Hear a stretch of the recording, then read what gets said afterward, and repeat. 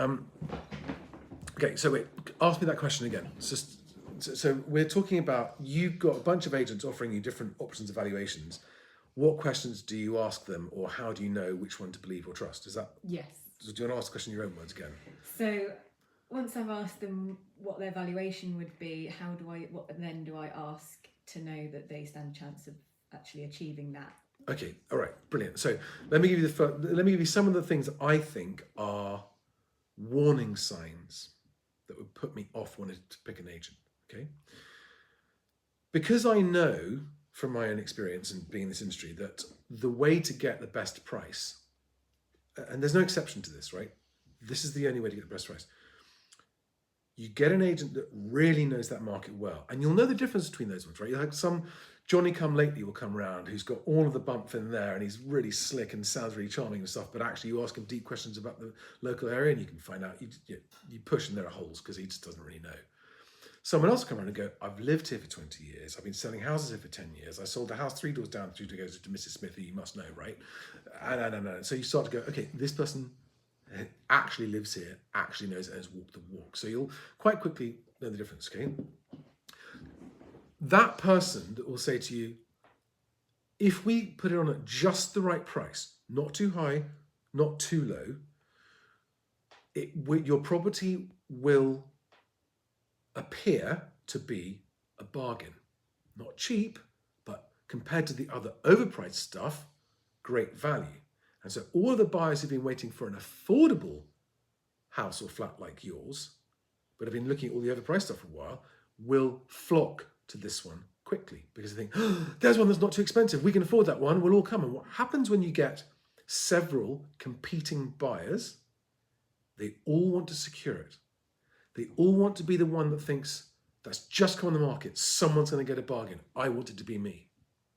And a really, really professional agent will already know who those people are. Like Lee and Roxy's agent said, I know I've got buyers who I can name who've been on my books for a while, who've fallen through on a couple of other stuff they've offered and didn't get. They are dying to move. They can move immediately. And that's why I know what they can afford, because they've already made offers that they've had turned down. Right? And so you can say, I've got 2 or more of those people who I could ring right now and get them to come around tomorrow to see your house. I don't know what they'll bid up to, because that's up to them.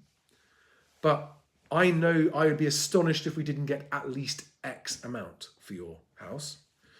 And we'll have that wrapped up before it even goes on the internet. Okay? So that's what an actual professional who knows what they're doing will do. And the reason that a lot of those guys don't get instructed is because they say 185 when glossy, shiny suited Johnny-come-lately bullshit artist says, I think that's a bit modest. I'm pretty sure we could actually get 190, 200. Yeah, because we're such a big company. What difference does that make? None, but it sounds impressive if you don't know what, if you don't know anything about it, like, oh, big company must mean something. Don't know what it means, but it must mean something. We've got a network of buyers all around the country. We've got and it's all generic, vague bollocks. Not someone called John, someone called Mandy, who I've been showing houses for the last 3 weeks and they're desperate. Yeah. Like, I know who's going to buy your house. So these are you wouldn't know these telltale signs. Mm-hmm. Johnny come lately from the big corporate will say, he won't say this until you're at the point where you're deciding to sign up with him, will say, we do have a 12-week lock-in. Warning sign number 1, walk away. Walk away. Why the fuck do you need 12 weeks to sell my house? There are people who sell a house in 1 or 2 weeks. Why, A, do you need 12 weeks at all? And B, do you want to lock me in? All of the best agents I know and I've met do not have those tie-ins at all. Like, you're not happy, you need to be free to go. I am not going to win your business by locking you in 12 weeks, where what happens? There's only one reason. There is no other reason for tying people into a 12-week contract, right? The agent would say, well, we get a lot of vendors who they're not really sure they want to. We want to know they're committed to selling. Well, if they're not committed to selling, don't take their instruction on. Oh, well, if we're going to invest time and money selling your house, marketing it, we want to know we actually got the time to actually achieve the sale. Well, if you price it right, it'll walk out the door in the first week. Yeah. 12 weeks equals no. No. Just get out of my house right now.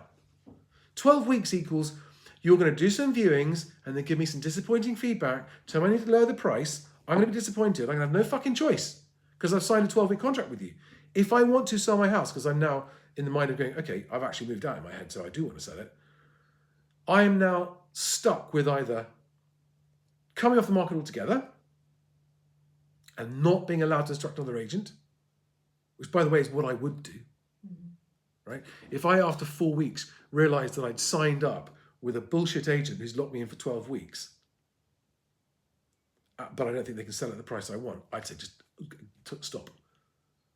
Thanks to you, are you really going to make me not list it with any other agent for another 8, 10, 12 weeks? Because if so, I will tell everyone I know around here that that's what you've done.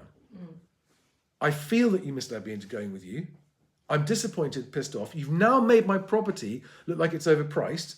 And when it comes back on with someone else, it's going to look like a tainted property because I believed you at the valuation. You're really going to stick me to those 12 weeks? Sorry, I don't make the rules. It's just policies, company policy. I wish I could do it, but I can't do it. That's what everybody falls for. You only need 12 weeks to sell a property because either it's overpriced or you're incompetent or both. Mm-hmm. And that's something we need to say.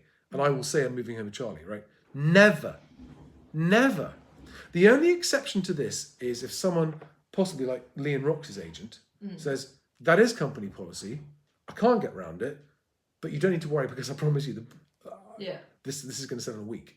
Mm-hmm. And if they can provide evidence to back up that really is compelling, I can't tell you their actual name, but buyer number one literally last week offered this price on this other house that's not as nice as yours. Yeah, which they literally did in that example.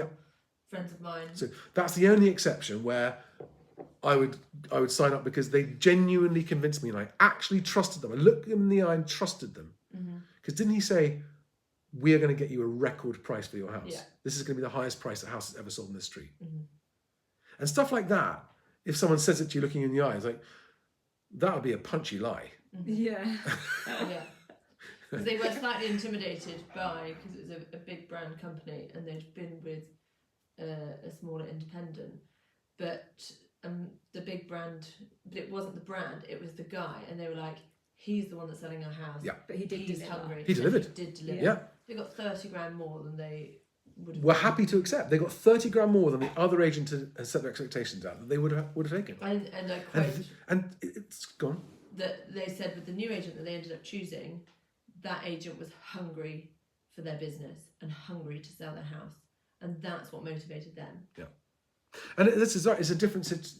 Every situation is different, but it's that in this case 30 grand better off. And no one, and this agent delivered on it.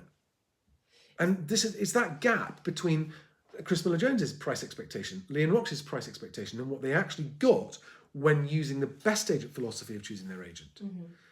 You use BestAgent, that's what happens. You end up being one of those lucky people. Can I keep going with my answer on this though? Because it's not, so 12 weeks is the 12-week contract tie-in is the first red flag. And unless they give you the exception, and again, you've got to be so careful not to believe the endless bullshit tropes that they trot out to make you fall for it every single time.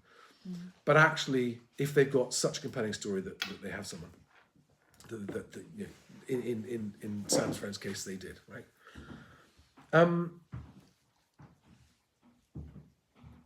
The next,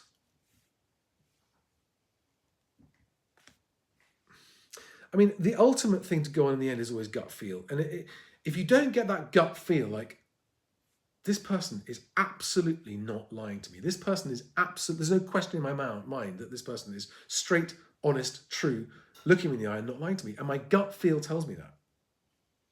my gut feel tells me I can trust what this is. If you don't have that feeling, and most people don't get a really strong gut feel that this is the right one, don't sign with the agent because, oh, well, I picked 3 at random and this is the least, which is what everybody does.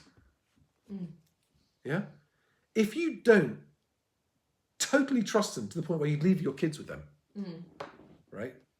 Don't sign with them because you are falling into that slippery funnel that these agents' marketing strategies operate.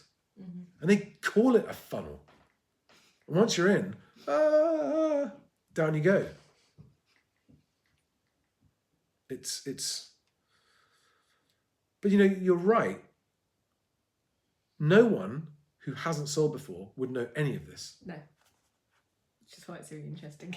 I'm like, You're going to be the next guinea pig. You'll be like, Sophie and I accidentally sell our houses through BestAgent. Let me tell you a true story about one of the agents that I used to work with that used to sell almost everything he listed and became the number 1 agent in a small patch in London, in southwest London, purely through reputation of his personal reputation, the fact that people started saying, this guy delivered. This guy delivered. He was a small independent with 2 offices. And in his second office, where he didn't work himself personally, was not. And this is, again, why don't trust brands. It's not about a brand, okay? It's about the individual. This guy owned and ran his business. He had 2 offices. One of them, he was the guy that went out and did the valuations and met the clients. In the other office, he had other people doing that, right? In the office that he worked, his instructed to sold or success ratio of delivering for clients was above 90%. He didn't know that. I discovered that because he used our software and I could see the results. And he was like, well, isn't that everyone's? Like, you know that's not other people. This is why you're doing so well. And this is why you're not doing so well in your other office because it's not you doing it. And again, it's the individual, not the brand. He owned and managed that other office remotely and would drop in on them once a day. Because is it normally an estate agent like office that would have a success rating? Yes, yeah, exactly. It's by branch. It's by branch. Now, I remember him ringing me up one day. I rang him one day. He was a client, and I rang him and said, "Hi, hey, how's your day?" He said, "I'm having it." He said, "I'm in such a bad mood, such a bad mood." I said, "Why?" He said, "I had a client. I sold this house to them. Right? They were a buyer. They bought through me. We got like a house on fire. He was happy with the service he received. He knows he paid top whack, but he knows that I was working for the seller. And I always knew that this guy, when it came time to sell his house, would put it on with me." He said, "We meet in the pub for a drink. We are friends. We became friends through that transaction. I've known him ever since, good friends, and there was never any question that he was going to sell me. And today, he rang me up and he said, 'I'm really sorry I've put it on with Knight Frank.'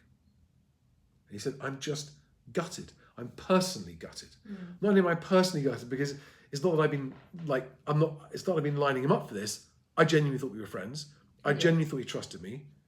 And when I said to him, why have you, please explain to me as a friend why you've gone that way. And he just went, because they're Knight Frank. Okay, so that's part 1 of the story. Part 2 of the story is 6 weeks later or so, he rang me again. He said, "I'm feeling really stupid. They can't sell it. They're getting no viewings. I'm getting no one returning my calls, and I'm stuck with them. And I should have listened to you, and I should have come with you, and I'm really sorry, and I don't know what to do."